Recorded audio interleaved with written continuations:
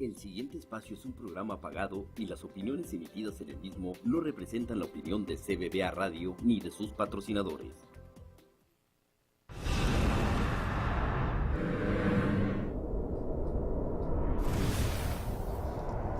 Hello, it's Elizabeth Miranda, your bilingual realtor with Miranda Properties, and welcome to our show Casa y Vida Houston. And I've got my co-host today, Olivia and Erica. Welcome. Hello. And before we do anything else, we want to, we want to get started with our sponsors. So we want our sponsors. So our first sponsor is Susie Condelopoulos with Gateway Mortgage. So if you are looking to buy a home and you're not pre-approved yet for a loan, contact Susie. Or even if you are pre-approved and you want a second opinion to see if maybe she can give you a better interest rate, maybe she has down payment assistance programs, contact Susie Condelopoulos at 281-250-2696. And we have our new sponsor for our show, and our new sponsor is Texas Low Cost Insurance Agency. So Texas Low Cost Insurance Agency is located in Deer Park, Texas. However, they do write insurance everywhere in Houston, so it doesn't matter where you're at, actually anywhere in Texas. Their phone number is 281-941-2863. So if you're looking for auto insurance, homeowners insurance, commercial, life insurance, give them a call. So the next thing is, speaking of insurance, that is what our topic is today, is insurance. So I am a real estate agent. Actually, I'm a real estate broker, but I'm also a licensed insurance agent. So I am licensed with the Texas Department of Insurance. Not only that, but I actually teach insurance classes. So that's for another show. But I wanted to talk to you about homeowners insurance. And one of the reasons is because homeowners insurance obviously is something that you need when you want to buy a house. So, ladies, hey, do y'all ever have any questions from your, clients as far as when it comes to homeowners insurance? Yes, this is actually very important because people sometimes, they're excited because they're buying a house and they forget that they need to get insurance. And whenever it's time for closing, they obviously, this come up and then they need to get an insurance because otherwise, they can't buy a house, they can close. So a lot of times I know that people ask about, well, what type of insurance can we get? What is the cost? Because usually people can maybe sometimes give a down payment and then pay, in monthly payments. But sometimes, most of the times when you're buying a house, people ask if they have to pay up front. Well, yeah, that's a good question. Well, when you're buying a home, that's actually part of the closing cost. So you do have to pay up front. You actually have to pay a full year in advance because it is a closing cost. Any lender is going to require that you have insurance on that home. So before you even get those keys, you have to have insurance. They are not going to approve your loan unless you have insurance. And they are going to require that you pay 1 year in advance. So it does get paid, and it actually gets paid, like I said, it is part of the closing costs. So you're going to be picking an insurance, then the insurance company will usually send the invoice to the title company, and then the title company will cut the check at the closing and send that check to the insurance company. Another thing also is that you also have to pay 3 months in advance of insurance. So not only do you pay a whole year, but you pay 3 months in advance for insurance so that there's enough money in your escrow account, because your escrow account is the account that your bank is going to set up so that they can pay your insurance every year. And so they have to have a little bit of a cushion in there, a little bit of money, so that when it's time to pay the insurance, they can pay your insurance. So let's talk about the coverages. I know that that's very important as the coverages. So we can put up there the first slide for insurance. So here we have the coverages for insurance. As you can see, there's two sections. There's the section 1 is your property coverages, and then section 2 is your liability. And I want to talk about all these different coverages and really what they mean. I mean, trust me, like I said, I teach this class so I could go deep, but I'm not going to. I just want to kind of give you a general idea. So coverage A is your dwelling, which is going to cover your house. Coverage B is the other structures. That means anything that you have, like a garage or anything like that.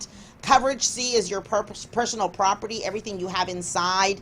And then coverage D is loss of use, which means that if you've got to go stay at a hotel because you can't live in your house because it was damaged. And then liability is your personal liability, and then coverage F is your medical payments. Now these figures that I have there are just examples. That's not really, of course, what you're going to pay. You're going to pay according to the value of your home. Okay? So let's go ahead and talk about a little bit about what insurance covers and when it doesn't cover. One of the things is that when it comes to the dwelling, right? We said coverage A is the dwelling. It's going to cover the actual house. It's not going to cover foundation. You know, a lot of times people will ask, they'll say, well, my foundation is cracked. Will my insurance cover it? It's not going to cover it. Another thing that it's not going to cover like if your AC breaks down or if your heater breaks down. That is not covered. Do you ladies know what would cover that? Any idea? I'm sure you do know. It's the home warranty. Yes. A lot of times people get that confused. They get confused, the home warranty with the insurance. So the home warranty, as you guys know, now you're like, yeah, wait, caught you by surprise there, right? But the home warranty is what you get also when you buy your home. That's right. Right. So give us an idea. What is the home warranty? There's actually something that people put on the contract, and you can choose from many different companies, and it's usually around $300 to $500, and usually the seller can pay for that. It's something that people negotiate on the contract, and it covers your AC, your plumbing, and just to make sure that everything is in working order when people move into the house. That is correct. So yes, so that is very different. Insurance covers the house in case there's a fire, in case there's a hurricane, a windstorm, anything like that. So the house is going to be covered by your insurance. And then, of course, like I said, coverage B would also cover your, like this, the storage shed or a garage. That is covered. The inside of your house, the furniture is also covered by insurance. That would be coverage C. So any damage to that is going to be covered also. Okay, but the home warranty, now the home warranty is different. The home warranty, as Erica just said, the home warranty pays if your AC breaks down. So they're two completely different things, and we always negotiate for a home warranty. Absolutely, always. Can you also tell us about, can we talk about how is the premium, what things in the house can affect the premium for the insurance? Yes. Okay, well, that's a good question. When it comes to the premiums, sometimes people wonder, well, why is it so expensive, or why is one insurance premium less than the other? Some of the things that we take into consideration is the age of the home. So if a home is 50 years old versus a home that, say, was just built last year, there's going to be a big difference, because the home that was just built last year, it's going to be, I guess, to replace it wouldn't be very different from the market value. Whereas a home that was built in 1950, one, the condition is going to be worse. It's not going to be in as good condition, right?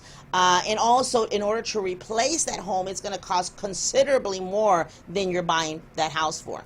So that is something that's actually very important, is that sometimes a person will buy a home for $100,000. Right? And say it's an investment property and they want to get insurance for $100,000.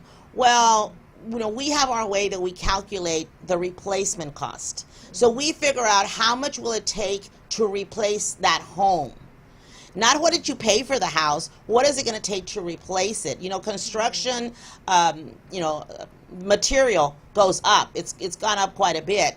And so we have to figure out, or rather the insurance company has to figure out how much is it going to take to replace it. So sometimes you might pay $100,000 for a home, but it might take, $150,000 to actually replace that house if that house were to burn down from the, from the bottom up. And also the lender wants to make sure that the loan is covered. Yes, absolutely, That's absolutely. That's the reason that the lender is going to ask for insurance, because they want to make sure that the loan is covered. But what they're concerned about is the loan, right? Not the whole house. So imagine if you have a house, if you buy a house for $200,000 and you give $100,000 down. You've got, a big down payment. So the house is worth $200,000. You give $100,000 down. You get a loan for $100,000. What the bank wants is for you to cover that $100,000 loan, right? Mm-hmm. But what you need to be concerned about is to cover the whole value of the house, how much the house is worth, not just what the lender says. So that kind of throws people off a little bit, because they might say, well, I'm buying the house for this amount. I'm buying it for $100,000. My loan is $80,000. Why do you want me to insure it for $150,000? Because we as insurance agents want you to insure the house for the full replacement cost. We want to make sure that that house is covered if anything were to ever happen to that house. So what happens if somebody makes upgrades and, things to the house that, add more value to it? Are they required to increase the coverage? Or? Absolutely, absolutely. That is one thing that's very important, that first of all, the value of your house is going to go up possibly automatically. Every year values go up. So if you buy insurance right now and say, you keep the same amount for 10 years. 10 years later, your house is going to be worth a lot more. So you need to make sure that you're increasing, the amount of coverage that you have on that home. And then the other thing, as Erica just said, is if you make improvements to a house, if you add another room, if you substantially update a home, say you buy a home, a fixer-upper, as we say, right? So if you buy a fixer-upper and then you actually fix it and you totally remodel it, you need to increase the coverage on that home, because if something were to happen to that home, you're not going to be able to, to pay for it in full. So it's very, very, very important, guys, that you're always updating it. Your agent should be looking at your policy every year at renewal. But if they don't do it, then it's really up to you. And also, the agent doesn't know. If somebody installs a pool, for instance, you want that pool covered. If you add a patio, you want that covered also, right? So your agent doesn't know. If you don't tell them, they're not going to know. So you need to work with your agent to make sure that your home is fully covered. All right? What about their personal property, like their furniture? Do they need a different type of insurance? Well, no. A standard homeowner's policy is going to cover that. The only thing is that if you have valuables, like let's say you have a fur coat or a lot of jewelry, the coverage is very limited. So you want to make sure you, again, let your agent know so that they can add more coverages. If possible, they can endorse it, or you might even have to get a separate policy for that. All right? Okay. So I hope that has helped you guys a little bit. There's just so much to talk about, as always, about insurance, but we've run out of time for right now, because we do want to talk about some homes that you ladies have for sale. Right? Yes, that's right. So we'll go with house number 1. Let's see what we have up on the screen. If you'll tell us, we have some open houses, right? We've got some. So this past weekend we actually. Well, actually, this is the one that's coming up. So this open house will be Saturday on the 28th of April. It'll be from 10 a.m. to 2 p.m. It's located in 6523 Capridge Drive, Houston, Texas. The zip code is 77048. It also has 4 bedrooms, 2 full baths, and 1 half bath. And this house is amazing because it actually didn't flood from Harvey, so that's amazing. And also, it's 20 minutes away from the medical center. This is actually listed by Ruby Miranda, and it is an amazing house, and I definitely encourage a lot of people to go see it this Saturday.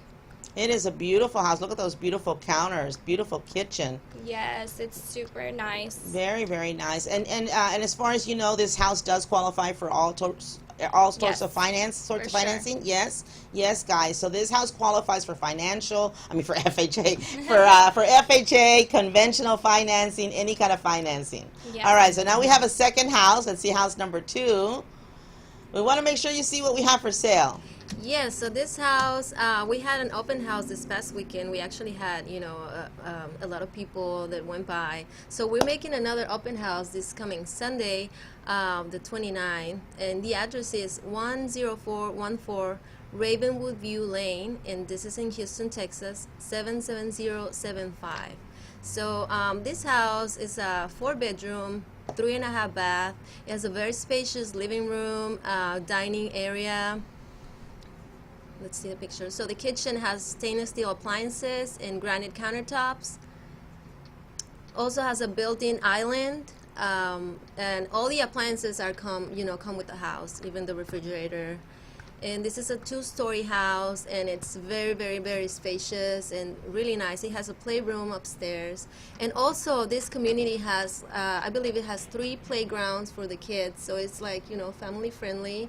And so come take a look at it. Awesome. And that's going to be Sunday at 2. At 2. Sunday at 2 From 10 a.m. to to 2 p.m. There's an open house from 10 to 2. Mm-hmm. All right. And we have house number 3. Yes, this house is listed also by Ruby Miranda. It is located in 6307 Georgiana Drive, Pasadena, Texas, 77503. It has 5 bedrooms, 3 full baths, and 1 half bath. This house is beautiful, and it is also convenient for students, for parents that have kids that are going to high school, because it's in the Deer Park district. Awesome. All right, then. Well, we don't have an open house, but if someone wants to see this house, they can contact you, Definitely. correct? You can just contact us, and we go as soon as possible to go open the house for you guys. Okay. All right. Well, if you're interested in any of these homes, you can contact Erica. What is your phone number? Or Yes. there's Olivia's actually phone number. Yes, that's my phone number, 346-310-9019, and also my email is up there, oliviagarcia41@yahoo.com. Okay. And Erica? Yes, my phone number is 832-946-4496. All right. Well, thank you, ladies. That is all we Thank have you. time for. We are going you. to a commercial break, and we will be right back with Jose.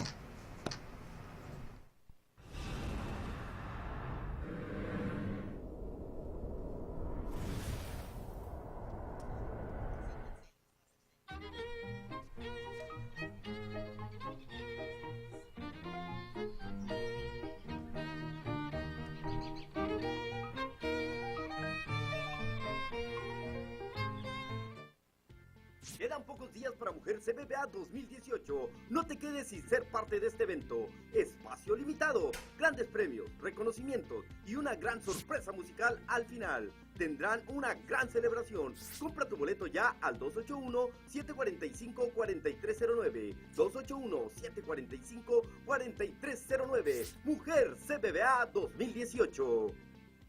Si perdiste un familiar en los Estados Unidos por causa de un accidente de tránsito, en el trabajo o por una negligencia médica y te encuentras fuera del país, no te preocupes, tú tienes derecho de hacer un reclamo. Llámanos ya al 713-228-3030 o a nuestra línea gratuita 1-888-818-08. Sí, 1-888-818-08 o visítanos en www.elabogadodelaRaza.com. Yo soy Cristóbal Galindo y cuentas conmigo.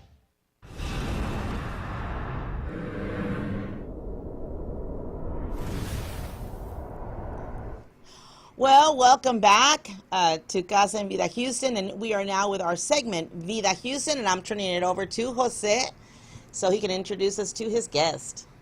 Good afternoon. Well, like you said, I'm Jose Diaz, the co-host here on Vida Houston, the Casa y Vida Houston. Thank you for joining us on our Vida segment. Today I have a special guest. It's Celia Diaz with Las Pasteleras, or an organization also known as the Latino Organization of Cake Artists, LOCA for short. Welcome, Celia. Thank you, Jose. Thank you, Elizabeth, for having me. So, can you tell us a little bit about what your organization Las Pasteleras does? Las Pasteleras is an organization which helps people who have interest in the culinary arts. If you like the culinary arts, whether it's for personal or business, you can come to our group and we share information about everything about making cakes. So I know there's a lot of different cake organizations or food art organizations. Can you what makes yours stand out? What's different? Well, one of the things that makes it stand out is that we're bilingual. Our meetings are usually conducted in Spanish, but everyone is welcome, and so then this gives more people the opportunity to come and learn more about cakes. Oh, great! So it's an opportunity for the the señoras that have been making cakes at home for years a chance to get to learn more techniques, or Yes, exactly. That's what we do. We get together once a month. We'll have a small meeting, and we will have a demo. We will teach something that's new, that's come out that a lot of times you don't have access to, or maybe you've seen it on YouTube, or maybe you've seen it on the cake shows, and you want to know, okay, how can I do it? And we'll help you. If it's something that we don't know, we'll find how to do it, and we're always sharing ideas. can you tell us about maybe a cool project you've done recently, or something that your group has done? Well, one of the coolest things that were done, Basi Sweet Sensations in Katy hosted Chef Oz, and he came from Bolivia, and a lot of the group members got to join and go to a free demo by him, and we really had a great time. He was free to share a lot of ideas, and it's great to find a great chef come out and give all this information to our Latino community. Wow, that does sound great. So if I'm a cake artist, if I do culinary arts, why would joining an organization like yours benefit me? Well, one of the things is that we as cake artists or cake makers, we try to cater to different events, and we find that sometimes people have problem with our pricing, and this is a good chance for you to meet other people that have the same that come into the same problems that you do. Maybe you want to know about am I really giving a fair price to my cakes? Another thing that you might want is, am I doing the best way of transporting my cake? Just little things that you don't think of. You have a whole group of women who are willing to share their ideas with you. And how did Las Pasteleras or Loca actually come about? Like, how did the organization form?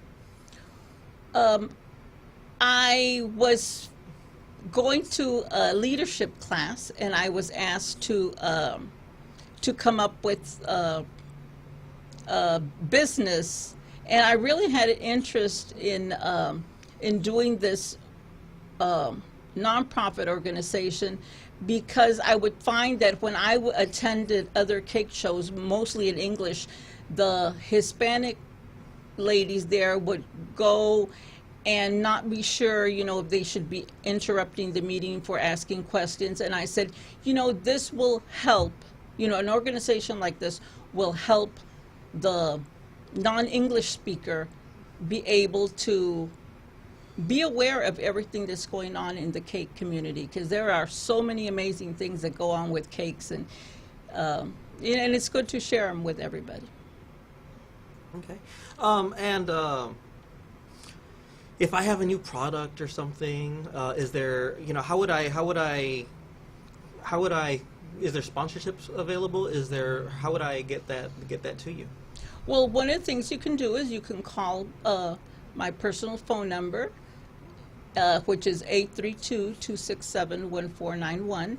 And we could, set you up where you can demo your product. And, we always tell the ladies, just because we're showing a product doesn't mean that you have to purchase it. It's just so you can be aware that this product is out there, and when you're ready to use it, you'll know where to go.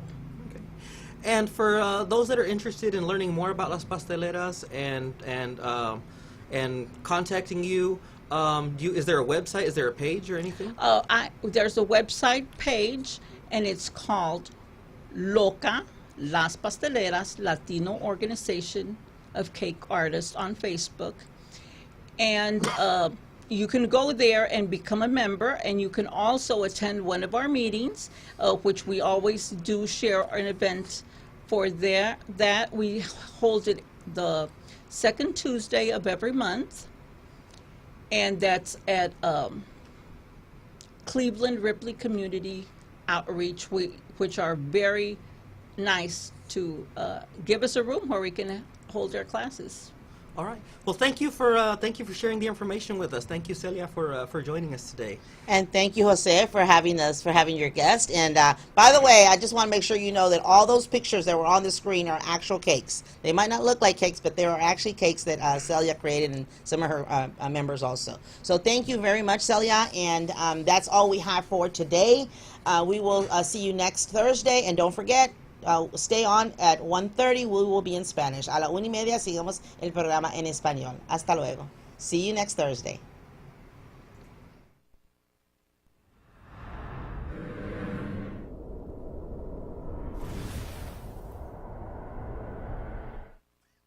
¿No renovaste tu DACA? ¿Pensaste que no tenías opción?